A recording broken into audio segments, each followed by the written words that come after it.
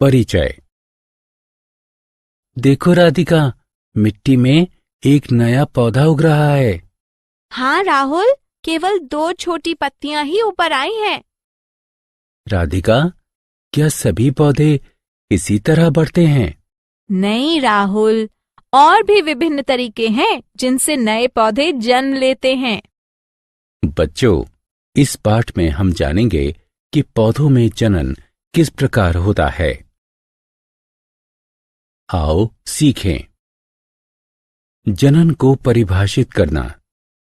पौधों में जनन के विभिन्न प्रकारों को पहचानना। बीजों से नए पौधों की उत्पत्ति को जानना। बीजों के अंकुरण की प्रक्रिया को समझना। बीजों के प्रकीर्णन के बारे में जानना। फलों के स्फुटन को समझना। विभिन्न फसलों को पहचानना। फसलों की अच्छी उपज कैसे प्राप्त की जाए, इस पर चर्चा करना। जनन वह प्रक्रिया जिसके तहत एक जीव अपनी ही तरह के दूसरे जीव को उत्पन्न करता है, जनन कहलाती है। पौधों में जनन। पौधे विभिन्न प्रकार से जनन करते हैं। ज्यादातर पुष्पीय पौधे बीज उत्पन्न करते हैं। कुछ पौधों में बीज का उत्पादन नहीं होता। वे बीजाणु उत्पादन करते हैं, जो नए पौधे में विकसित हो सकते हैं। कुछ पौधे अपने विभिन्न कायिक भागों से जनन कर सकते हैं। उदाहरण, आलू को उसके उस भूमिगत तने से विकसित किया जा सकता है जिस पर कलिकाएं उपस्थित हों। गुलाब, मनी प्लांट और गन्ने को उनके तने की कलमों से विकसित किया जा सकता है।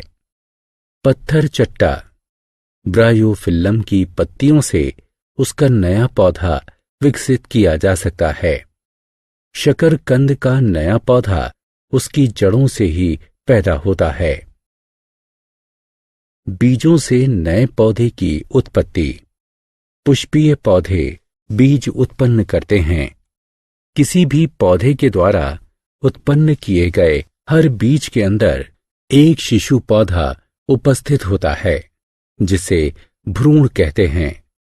बीज के चारों ओर एक कठोर आवरण होता है, जिसे बीज पत्र कहते हैं, जो शिशु पौधे को संरक्षण देता है और बीज को सूखने से बचाता है।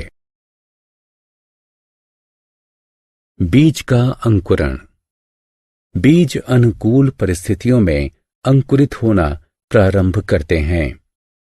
एक बीज के अंकुरण के लिए जल, वायु और ताप की आवश्यकता होती है। बीज जल का अवशोषण कर फूल जाता है और उसका बीज कोट नरम हो जाता है। सर्वप्रथम अंकुरित होने वाले पौधे की जड़ दिखाई पड़ती है, जो भूमि की ओर बढ़ती है। तदोपरांत तना अंकुरित होता है, जो ऊपर की तरफ सूर्य के प्रकाश की ओर बढ़ता है। इसके बाद तने पर पत्तियों का निर्माण शुरू होता है। ये नया पौधा अंकुर कहलाता है, जो एक वयस्क पौधे में विकसित हो जाता है। बीजों का प्रकीर्णन। उस क्षेत्र की स्थिति क्या होगी जहां किसी पौधे के सभी बीज उसी जनक पौधे के आसपास ही पनपने लगे? जी हां, वहां निश्चित रूप से स्थान की, पानी की, खनिज और सूरज की रोशनी की कमी हो जाएगी। अतः सभी पौधे वहां ठीक से नहीं बढ़ पाएंगे। उनमें से अधिकांश प्राकृतिक रूप से मर जाएंगे। अतः ये आवश्यक है कि पौधों के बीज दूर तक बिखेरे जाएं।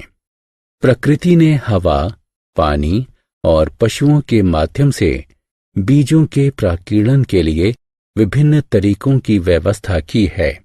यहाँ तक कि इंसान भी बीजों के प्रकीर्णन में उपयोगी है। ये सब प्रकीर्णन के कारक कहे जाते हैं। हवा, बीज जो भार में हल्के होते हैं और जिनके पंख या पर होते हैं, जैसे कपास, डेंडेलियन, मेपल यानी द्विफल, हवा द्वारा बिखेरे जाते हैं। फलों का स्फुटन, कुछ फल पकने के बाद जोर से फूटते हैं, जिससे उनके बीज दूर जाकर गिरते हैं। इस तरह की प्रक्रिया फलों का स्फुटन कहलाती है। उदाहरण: जिरेनियम, बाल्सम, मटर आदि। फसल, विभिन्न पौधे जो खेतों में किसानों के द्वारा उगाए जाते हैं और कई तरीकों से उपयोगी होते हैं, फसल कहलाते हैं। फसलें मुख्यतः 3 प्रकार की होती हैं। खाद्य फसलें, उदाहरण गेहूं, चावल, सब्जियां। रेशा फसलें, उदाहरण कपास और जूट। तेल उत्पादक फसलें, उदाहरण सरसों, सूरजमुखी, मूंगफली।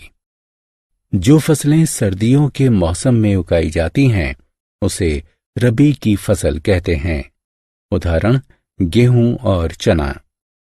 जो फसलें गर्मियों के मौसम में उगाई जाती हैं, उसे खरीफ की फसल कहते हैं, उदाहरण चावल, ज्वार, मक्का, बाजरा।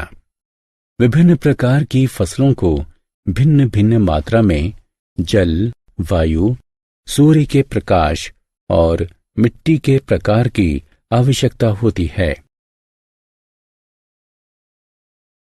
आओ खेलें। कॉलम अ का कॉलम ब से मिलान करें।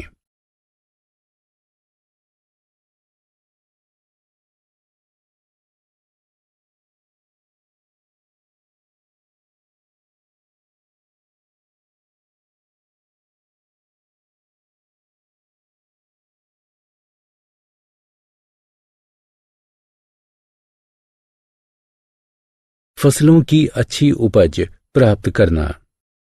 फसलों की अच्छी उपज प्राप्त करने के लिए निम्नलिखित बातों को ध्यान में रखना चाहिए।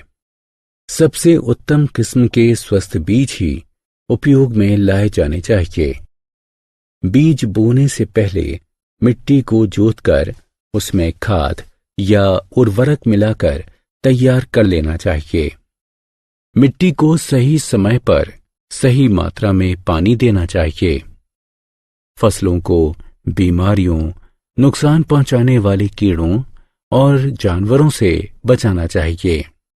कीटनाशक और कीटाणुनाशक औषधियों का छिड़काव सही मात्रा में किया जाना चाहिए। फसलों को चढ़ने वाले जानवरों से बचाना चाहिए। कटाई की फसलों को नमी से बचाने के लिए ठीक तरह से संग्रहित किया जाना चाहिए।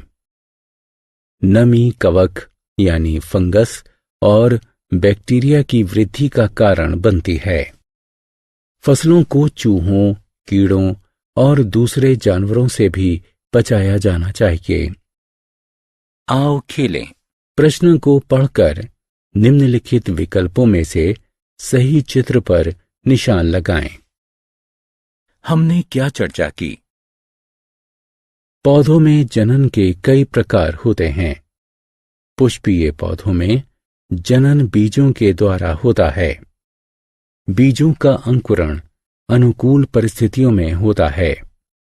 जल, वायु, पशु और इंसानों के द्वारा पौधों के बीजों का वितरण दूर दूर तक होता है।